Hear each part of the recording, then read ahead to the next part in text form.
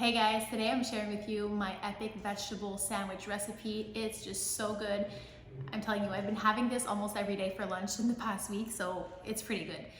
It's very simple to make, but there's like little touches inside like caramelized onions, a little glaze of balsamic vinegar, also some fresh basil and the Herbamare original with a lot of herbs inside that just add a lot of, like a punch of flavor to it, which is amazing.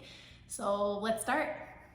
Okay, so on toasted bread, I'm adding this good amount of spicy hummus on one side. On the other side, I'm adding the balsamic glaze. It's basically a salad in a sandwich.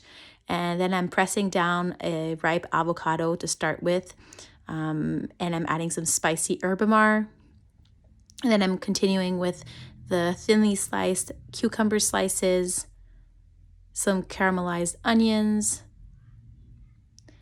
some black olives, a few slices of tomato, some herbamare again. I really find it important to season the tomatoes in a sandwich. And then I'm adding some fresh basil leaves.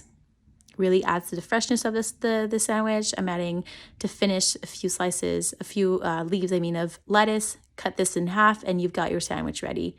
So good.